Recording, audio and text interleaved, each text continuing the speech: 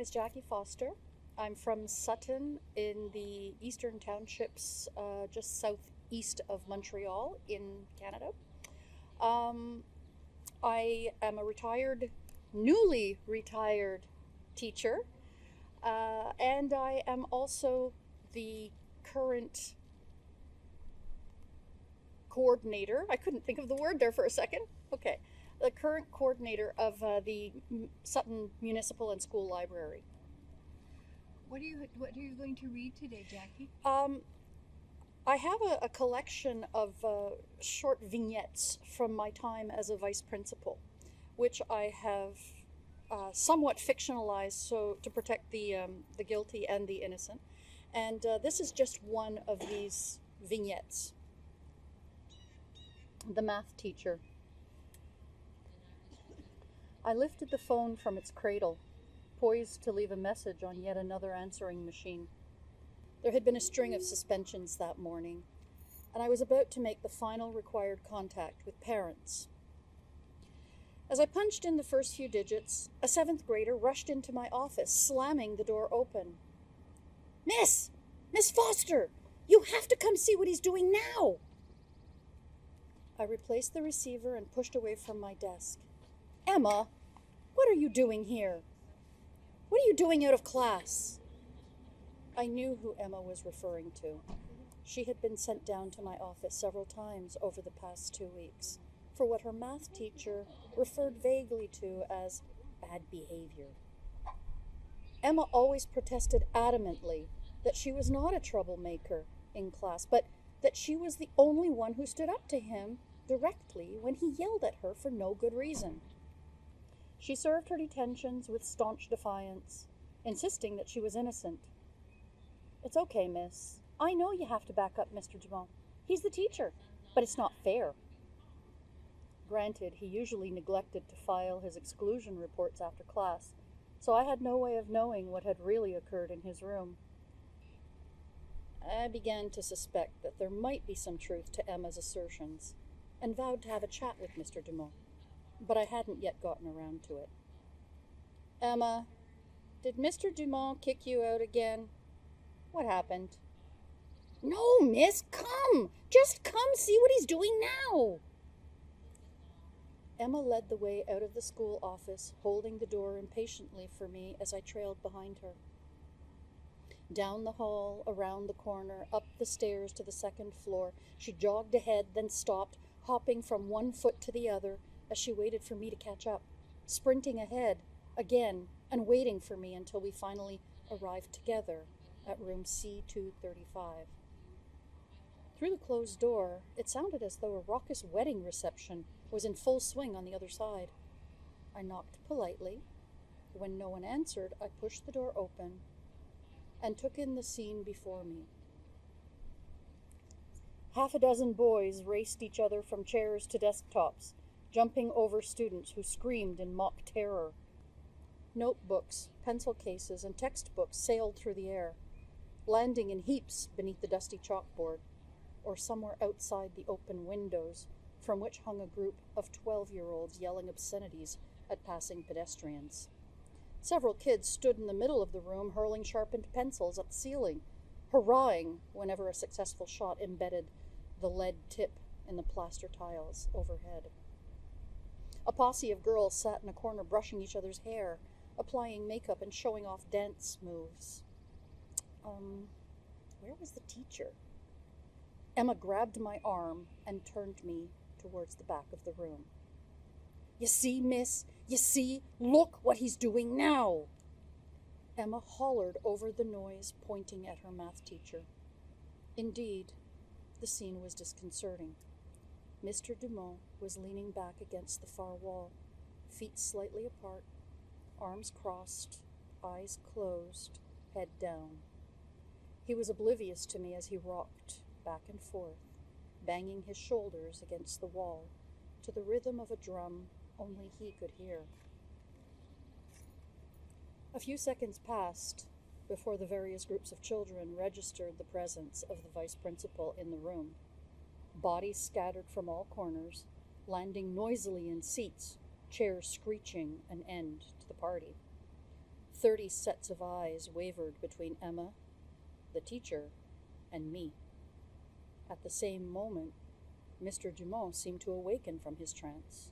"You! Open your book! You! Shut up! You! Do your homework!" He jabbed his finger in the general direction of the 3 nearest students, who immediately erupted in noisy protestations. I leaned over and whispered in Emma's ear, "Emma, go down to the office. Ask Mrs. Parsons to send up Mr. Thayer. He's on break in the teacher's lounge. Go quickly." Emma scurried out of the room as Mr. Dumont turned his attention to me. "They're savages! They don't listen! They don't want to learn! They don't do their homework! They're rude! They talk back to me all the time, and I can't get them to pay attention!" I placed a gentle hand on his forearm and guided him towards the door and through to the corridor. "Please wait here, Philip." As I turned to re-enter the classroom, Emma came bounding up the stairs with Mr. Thayer huffing and puffing behind her. I thanked him for coming and pointed to the open door and the 30 pre-adolescents who could barely contain their glee. For a change, the students had managed to kick the teacher out.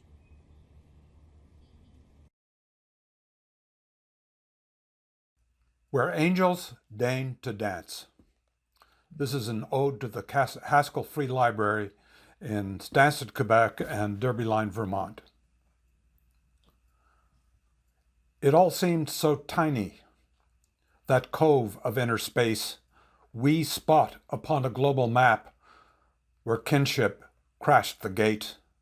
A baroness of books whose censors she abhorred stood aside a blackened strip of tape on hardwood floor, where once upon a bygone time happy chatter chirred, like the tinkling of a wind chime or the cheery song of birds. In jests of accommodation, greater whole than in parts summed, where cheery border banter thrummed a chummy mirthful hum, the founders shared a vision of salons decked with tomes, with opera made near holy, and passports left at home. Too much for spoiled Colossus in florid vengeful bile, roiling mad in rancid rage to vent his inner child. How minuscule is petty, unseen at maiden glance, or balanced on a pinhead where angels deign to dance.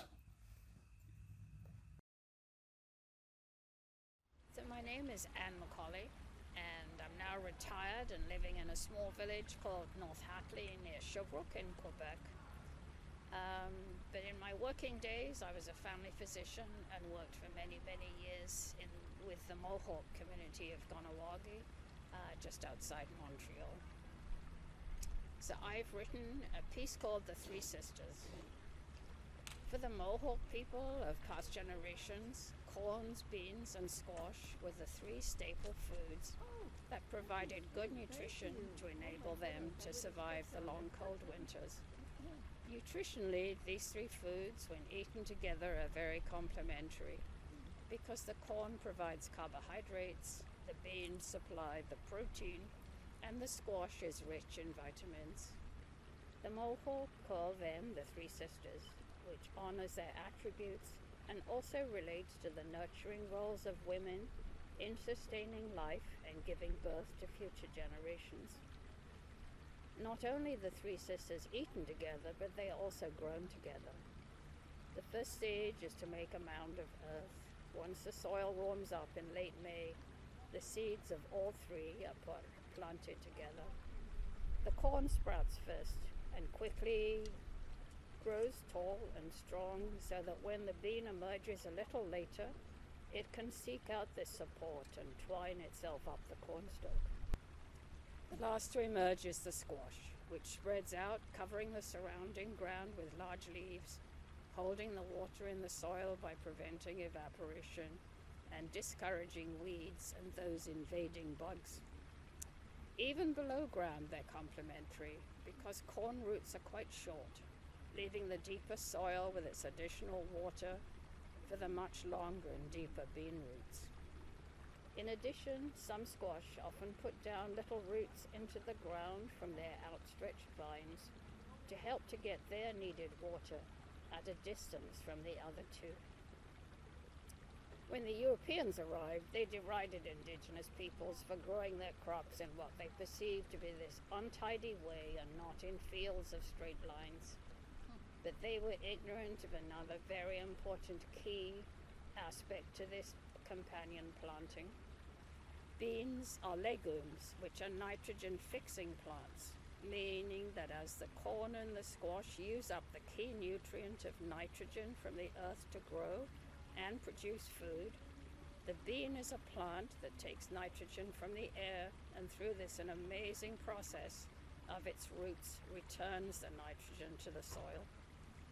So the original indigenous peoples were not endlessly depleting the soil and could replant in the same areas each year rather than having to move to a new location. Today, many gardens in the Mohawk community of Kahnawake near Montreal have mounds planted with the Three Sisters. And the very tasty Three Sisters soup, sometimes made with the addition of some beef or pork, is frequently served, especially at ceremonies and celebrations. The Indigenous author Robin Wall Kimmerer, in her wonderful book Braiding Sweetgrass, writes that the Three Sisters remind her of one of the basic teachings of Indigenous peoples. Each person has a unique gift to be cherished and nurtured, but for each person to do well, it's important for the group to flourish by being supportive of each other. Thank you.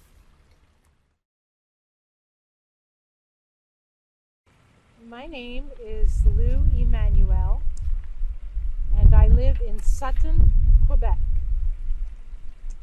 And what I do there is I annoy my husband, I garden, and I write. And what I'm writing right now is a project that is a series of letters from a fictional person to another fictional person, and it tells a story. And what I'm going to read today is the very first letter from that series. And the working title of the series is Dear Janice. March 13th, 2025, Montreal, Quebec. Dear Janice, you may remember me. I used to be your neighbor, across the street and 3 doors up. I was the one with all the geraniums. There were masses of geraniums on my balcony every summer. I saw you brought home from the hospital the day after you were born. For the first few years of your life, you were the little red-headed girl. Your strawberry blonde curls delighted all of Agnes Street. I watched you grow up until I moved away in July of the year you turned 14. I'm hoping that as you read this, you're not going to feel in the least bit intimidated by a middle-aged, gay, Asian Canadian who was your neighbor 9 years ago, even if he is sending you a letter out of the blue. And I guess you're wondering why I'm writing this letter. I saw you. I'm sure it was you. Yesterday, in the Lionel Groulx Metro, on the platform. It was about 2 o'clock, and you were wearing a green raincoat and red sneakers. Love the look, by the way. The thing is, Janice, sometimes I know things about people. I don't want to know them, but it happens that I do. I feel what they're feeling. I hear what they're thinking. This is usually true if there is any sort of connection to the person, and if they are feeling something intensely. And I felt you yesterday, and I heard you. I know you are thinking of ending your life. I know that you're feeling like there's no way forward. I won't tell anyone. I've been where you are. I've felt the way you feel. I know how private it is, how you don't want anyone to know. Well, sorry, I know. I couldn't help it. The knowing just came. I'm hoping that you won't go through with it. It's your choice. I know that. And it's a choice that many people make. My brother did. I don't just hear people's thoughts. I hear dead people's thoughts. And my brother, 3 days after he died, said quite clearly to me, I think I might have made a mistake. And the hard truth is that ending your life is the kind of thing you can't take back. Once it's done, it can't be undone. So I decided to write to you, the little red-headed girl of Agnes Street, now a beautiful young woman. And I'm hoping you are still living on Agnes and that you received this letter. Your neighbor Philippe told me that you are still there, living with your mother. I'm going to write to you again tomorrow, and then the next day, and the next day, and the next. And I'm hoping that you will be there to read each letter, and that you will not think too badly of me for taking this liberty. Most sincerely, Tam.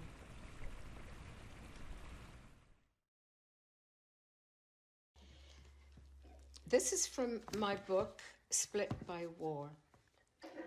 It's a few days before D-Day, 1944, and this part is called Arthur Takes Pa for an Outing.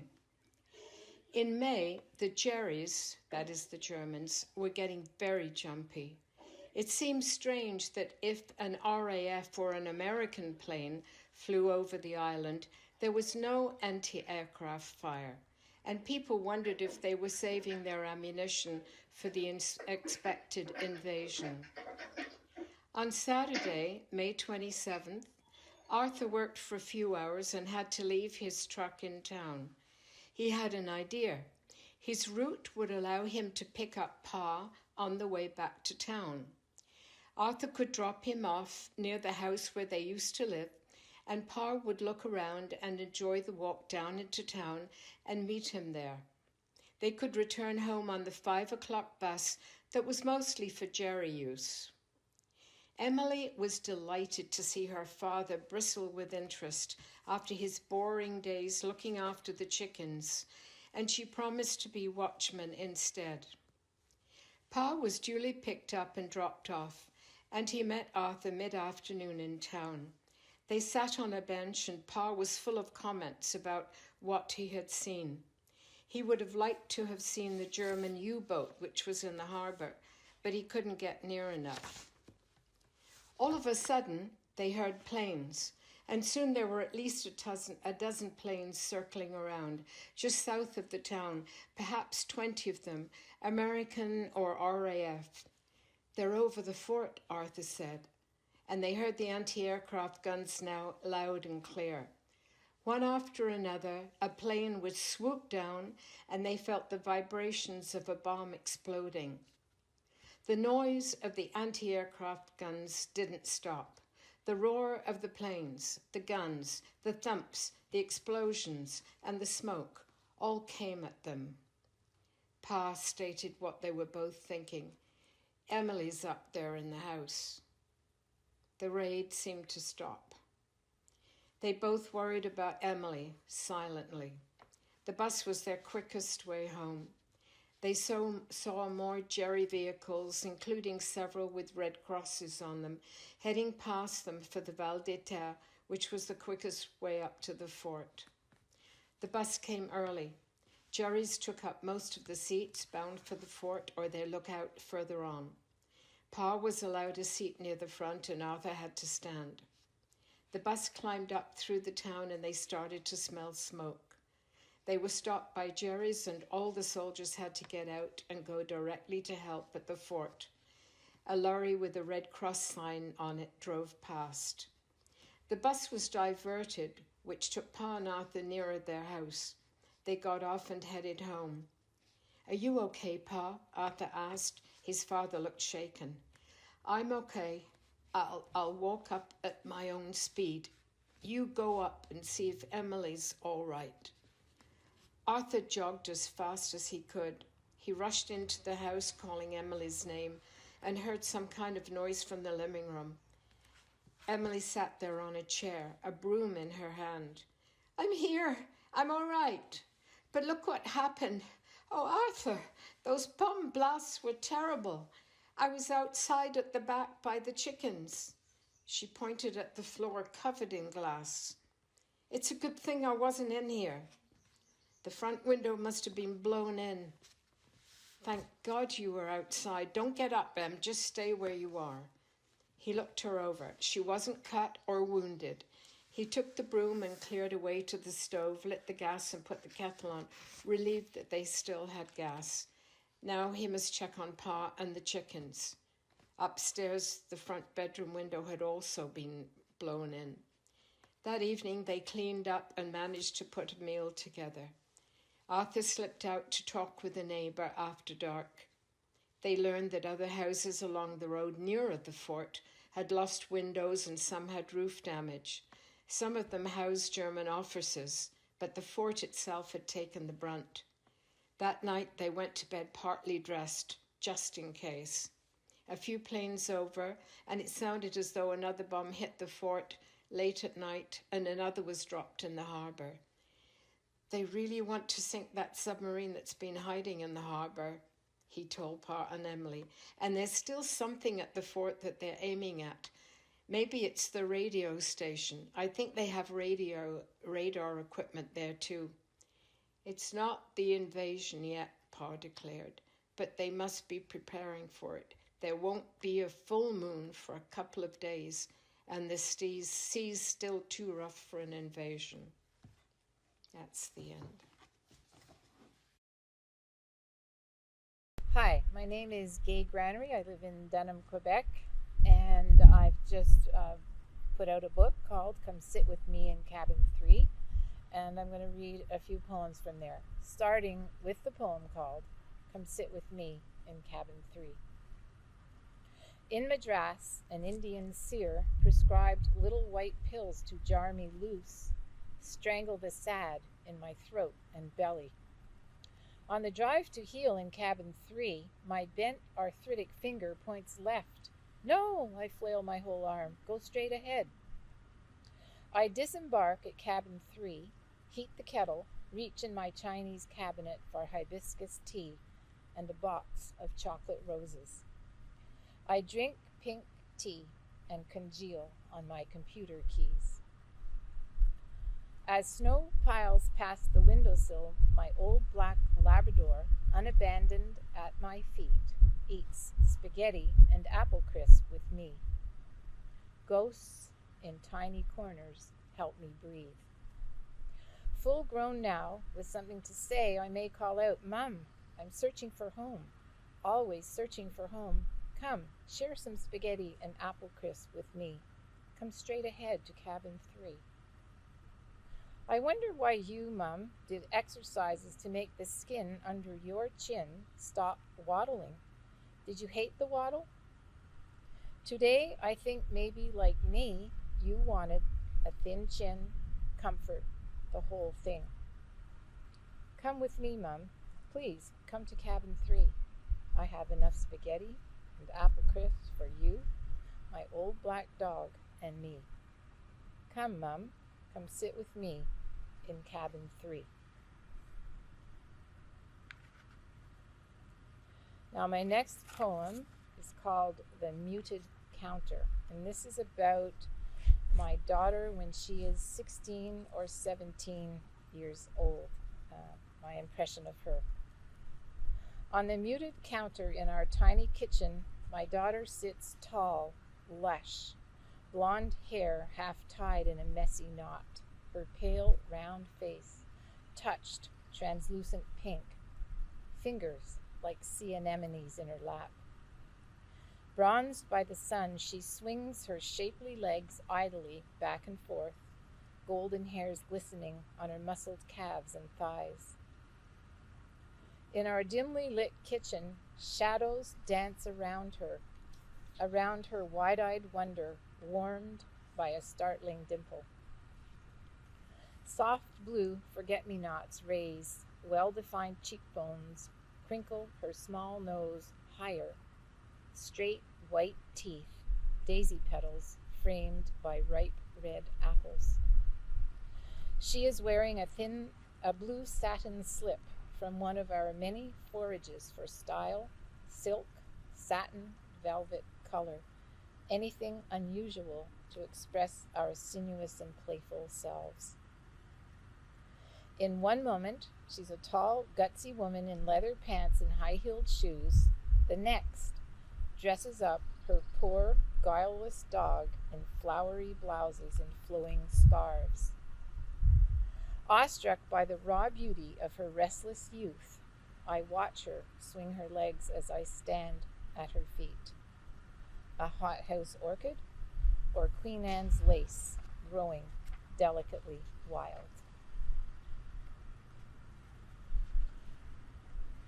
Now my next poem, called Elegy for Anne, is about one of the best teachers I ever came across, who died very young, in her late 50s, from cancer during COVID.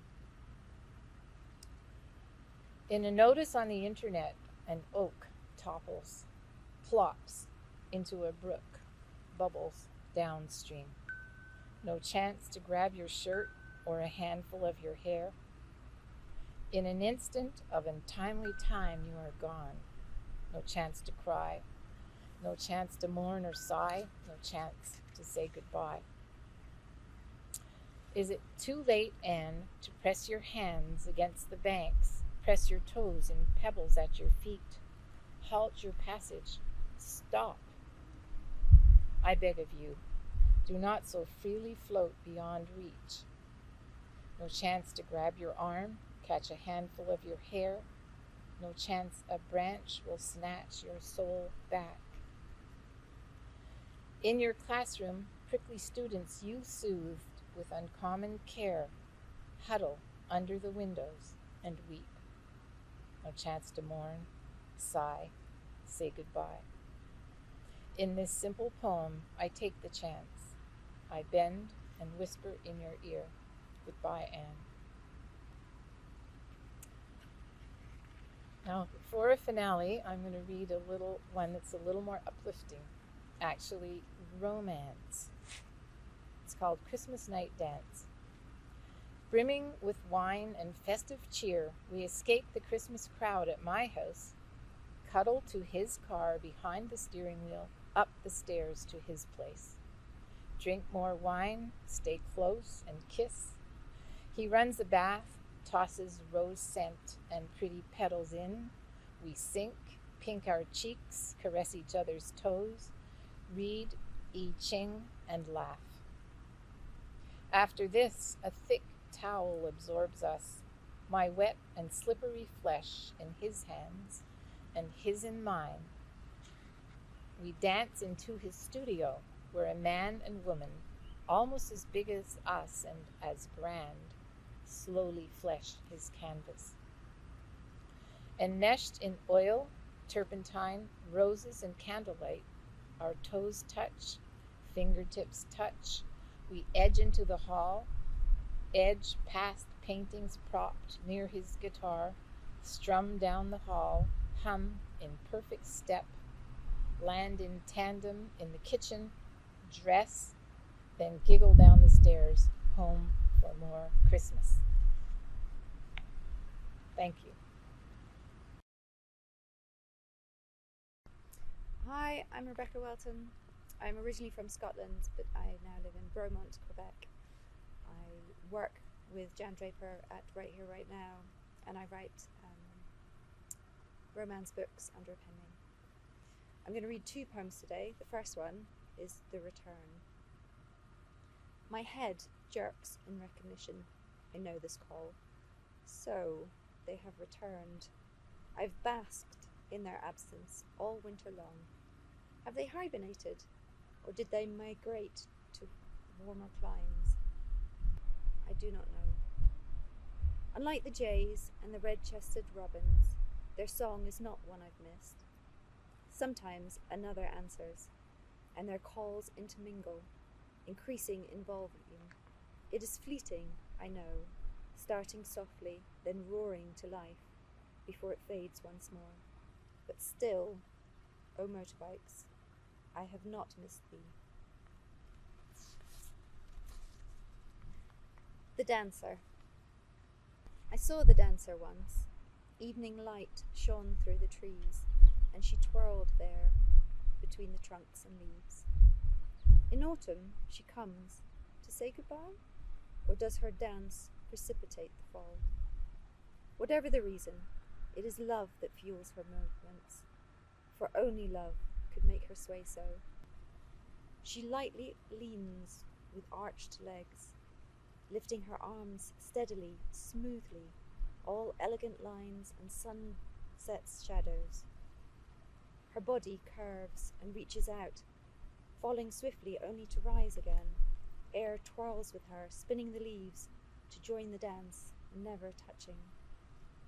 No mortal being can resist her pull. All are lured to her side and dance. If I Could Move a Country by Vonda Potricus. If I could move a country, I would. Move it away from its next-door neighbor, with whom it shares a porous border. This country is small in population compared to it. This country is freer, more liberated, more accepting of multiculturalism, more kind. That country is twisting itself apart. This country is the one with soul and heart.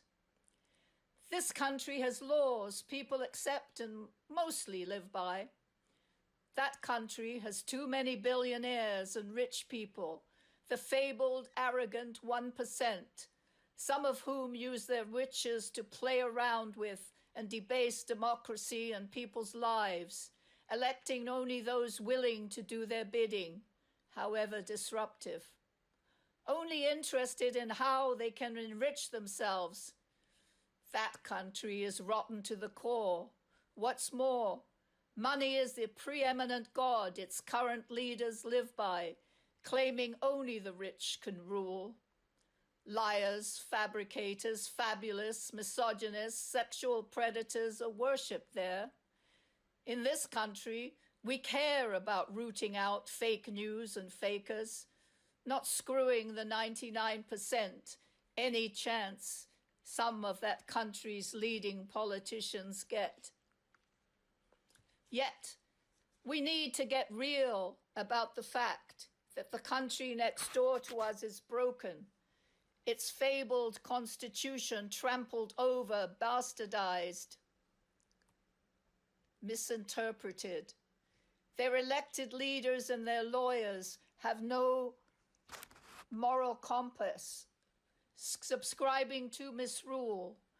That country idolizes and celebrates fools, grifters, greediness, lasciviousness, evilness, iniquity, and vanity. Much of their powerful strident media is compromised, splintered, insisting truths. Sorry, I've messed up that line. Much of their powerful strident media is compromised, splintered, insisting lies or truth. For truth it gloats, it hates, berates any other, but cisgendered, fascistic renegades, rapists, and racists, screaming everyone opposed to them is demented, abnormal, twisted, addicted, conflicted. Meanwhile, they assert their right-wing beliefs are superior, along with their right-wing conservative Supreme Court justices. Guilt doesn't matter, they chatter. Philanderers, slanderers, swaggerers, smatterers, flatterers, wife-husband batterers. Their good and old boy and girl ruling party has ulterior motives, insisting and promoting, gloating the rapacious rich must own and rule absolutely everything, including women's bodies and children's minds. Beatings, bullets, assault weapons, threats, smears, and fears rule the day. Veterans, immigrants, asylum seekers, children, the sick, the poor, and elderly are but pawns in the dastardly, deathly, unhealthy games they play. Say, where would you rather live? What country would you rather give your life to? You'll rule the day, you say, that country, for it emphasizes, lionizes, rewards extreme white nationalism, militarism, guns, and the supremacy of both the nation and one single powerful leader over the rights of individual citizens and the rule of law. What's that you say? Isn't that what fascism is? Yes, it is. And I'm frightened of that country and what it will do one day when it sets its eye on us, our riches and resources, our lumber, minerals, water, and the land and people of this, our beleaguered, minimally defended, free-thinking country. And sad to say, that day is not just near, it's actually here. Our bad dream, my nightmare, and scary premonition has come to fruition. It seems it's time to define and defend what being a sovereign country truly means. Thank you. Hi, I'm Shira, and I was thinking about how I love to be outside, connecting with nature. That is why I wrote this poem, which has been published in the Connections in a Flash anthology. It is called Reading the Eyes, and there's a drawing that I made to accompany the poem. I peep into her aqua green eyes. She tiptoes slowly. I scrutinize her dragging feet, unhurried, graceful, wriggling through rugged spaces, towering blades of grass swords. Her miniature physique shifts sideways, peeking towards a jumpable pond, trying to decipher our commonalities. The air is sticky, humid, both craving a splash-quenching dive, mutually revering the initial water plunge. We won't compete. My body, the colossal figure rapidly darting across the water. Hers, the minuscule turnaround, landing into a back float. Our retinas unite when she peers skyward, each creature scanning the other's thoughts, connected when my eyeballs meet the frogs. I love frogs, especially their eyeballs. Thank you. Hello, my name is Gillian Eastley, and I'm going to read you a prose poem which is based on a childhood memory. And it's about imagination and reinvention and the way drama starts. It's called Make Believe. A heavy table, solid, of some dark wood, oak perhaps, scarred and scratched by years of use, the legs thick and bulbous with well-muscled calves. Too big for the room, even pushed against the wall, but in its way, perfect. The children found blankets to drape over the edges and weighed them down with encyclopedias from the middle shelf of the bookcase. There within her cave, the fortune teller consulted her heavy paperweight, the dandelion trapped inside revealing a future full of promise. For a fee, the glint of toffee wrappers passed between hands.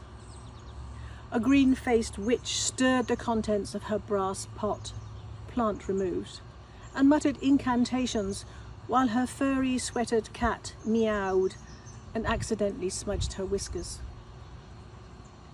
A prince arrived on a fiery, prancing broom to free a princess, beautiful of course, elegant in a trailing emerald robe, sneaked from the hook on her parents' bedroom door. A dragon sprang from his lair to steam and rage and roar, till felled at last by a deft blow from the saint's trusty wooden spoon. Dramatic twitches, and the beast lay still.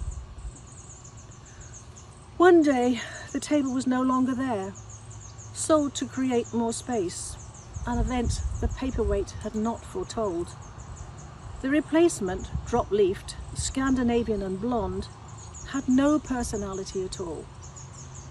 Dragon, witch and princess located a sofa with potential, perhaps if they just turned it upside down.